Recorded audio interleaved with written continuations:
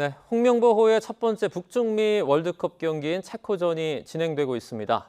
황인범 선수에 이어서 오영규 선수가 조금 전에 추가골을 넣었는데요. 월드컵 경기 내용 대해서 이종훈 스포츠 평론가와 함께 이야기 나눠보겠습니다. 어서 오세요. 안녕하세요. 네. 자, 일단은 후반전 14분에 저희가 선제골을 허용한 이후에 곧바로 22분에 황인범 선수가 동점골을 넣었습니다. 그 다음에 이제 저희가 35분인가요? 네. 오영규 선수가 손흥민 선수와 교체로 들어가서 바로 역전 리드골을 뽑아냈죠. 황인범 선수가 도움을 기록했어요. 네. 그러니까 황인범 선수는 도움과 한 골을 기록한 셈인데 오늘 경기에서 가장 높였던 선수라고 볼 수 있고 특히나 이제 오영규 선수 같은 경우에 자신이 이제 지난 대회 때 같은 경우에 등번호 없이 출전했었거든요. 예비 선수.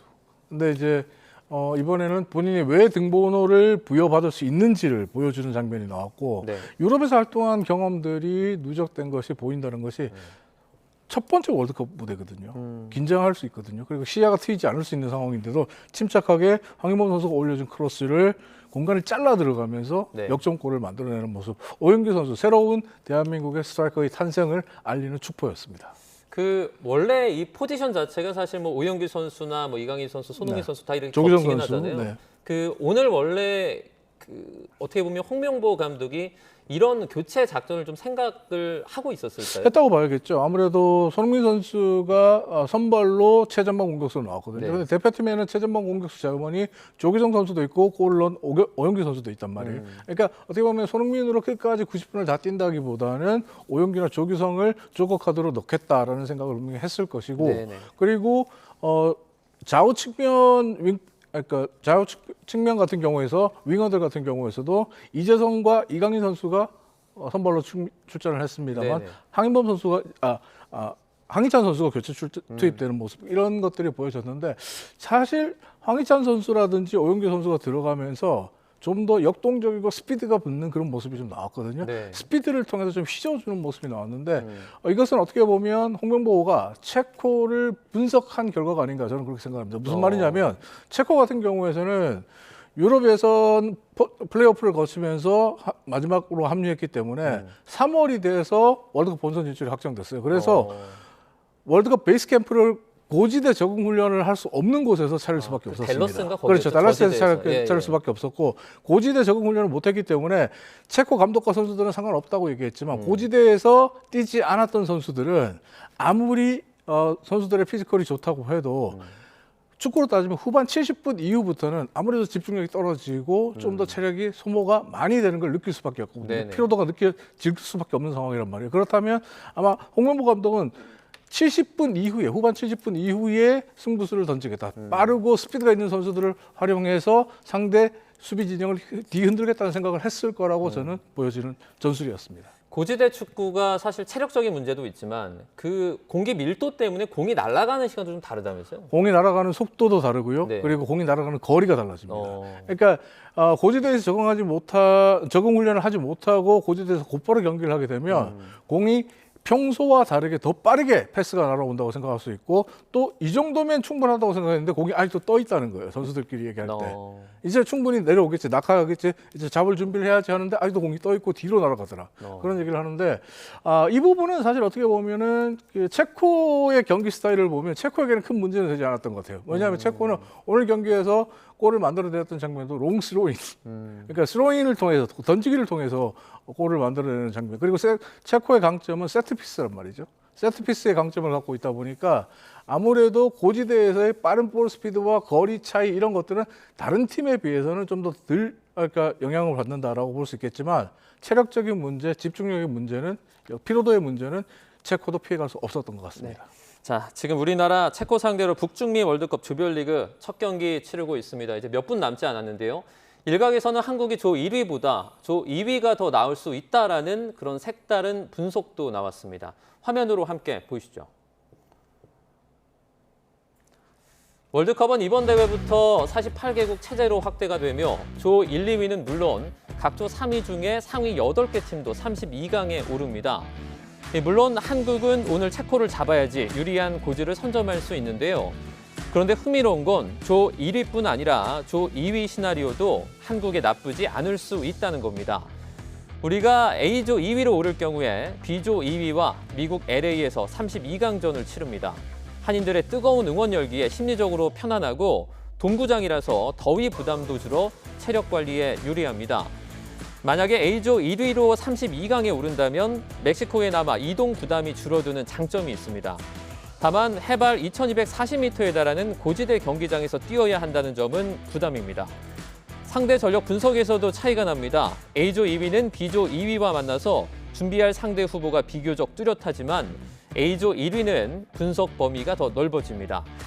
16강 이후의 흐름도 달라질 수 있습니다. A조 2위로 올라가면 한일전 가능성도 거론이 되는데요.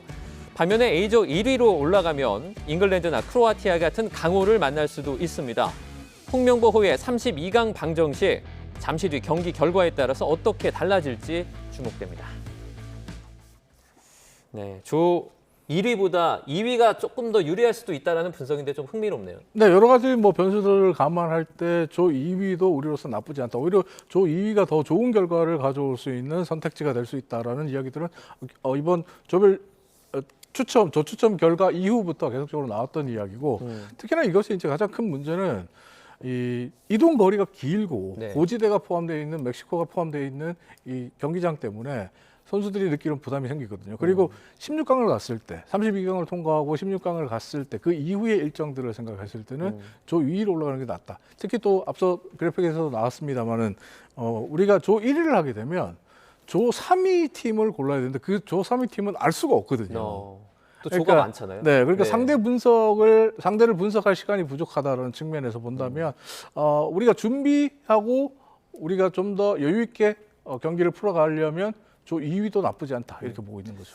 오늘 선발 라인업을 조금 살펴보자면 이제 손흥민 선수를 최전방 센터 공격수로 해서 이강인 선수와 이재성 선수가 이제 양쪽에 이렇게 나란히 섰습니다. 이제 3톱 전략을 이어간 모습인데 이 부분은 뭐 어떻게 보셨어요? 뭐 대한민국 대표팀이 자랑하는 최강의 삼각편대가 출격했다라고 볼 수 있는 거죠.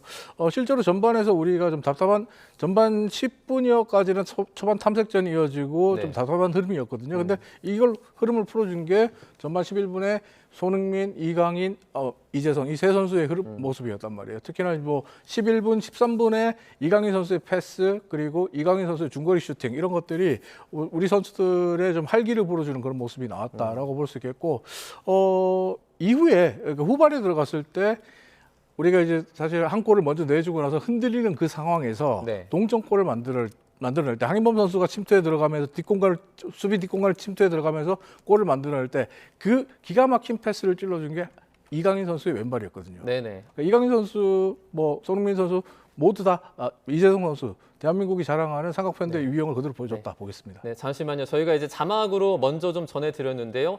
우리나라 축구대표팀이 월드컵 첫 번째, 그러니까 조별 경기에서 2대1로 역전승을 이제 거뒀다라는 소식이 들어왔습니다. 네, 좋은 결과가 나와서 좀 다행이죠. 실제로 이 첫 경기 같은 경우는 반드시 이겨야 되는 경기였어요. 네네. 승점 3점이 반드시 필요한 경기였고 왜냐하면 실제로 첫 경기에서 우리가 조별 3점을 챙기지 못한다면 두 번째 경기 다음 상대가 멕시코잖아요. 네. 홈팀인 멕시코잖아요. 멕시코 축구에서 뭐 절대라는 가정은 없습니다만은 멕시코를 우리가 반드시 잡는다. 절대로 이긴다라는 보장은 없단 말이에요. 그러면 첫 경기, 두 경기가 힘들어진 상황으로 흘러가면 마지막 남아공과의 경기가 너무 부담스러울 수 있었거든요.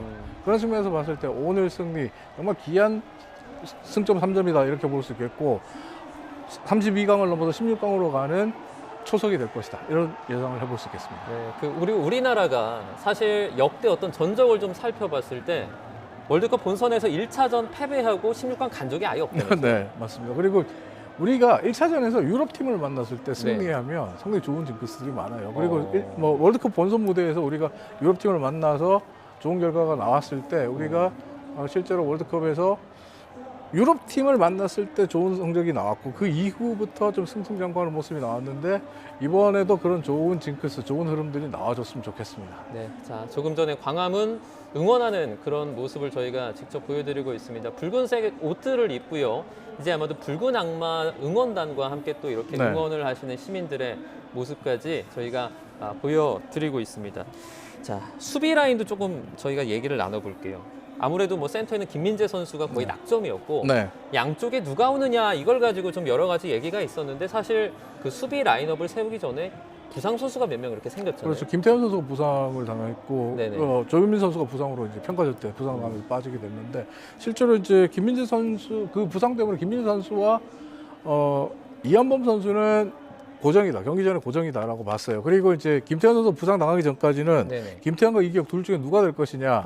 체코가 장신 선수들이 많다는 점에서 장신 수비수인 김태현 선수가 투입될 수도 있다라고 이야기를 했는데 네. 김태현 선수도 부상을 당하면서 빠지게 됐어요. 그리고 이기혁 선수가 투입이 되는 거는 왼발잡이기 때문에 그렇습니다. 무슨 말이냐면 왼쪽 센터백 자리를 맡거든요. 왼쪽 네네. 센터백 자리에 이제 이기혁과 김태현이 들어가는데 왼쪽 센터백은 주로 왼발 수비수, 왼발잡이 수비수가 맡아요. 그러니까 왼발 수비수로서 이기혁 선수가 투입되는 그런 상황이었고 이번에는 어쨌든 김태현 선수가 부상으로 빠지면서 선택의 여지는 없었습니다만 이기혁 선수가 들어가면서 오히려 빌드업을 하는 모습은 좀 더 김태현 선수가 투입됐을 때보다 안정적인 그런 모습이 아니었나 이런 생각도 해봅니다.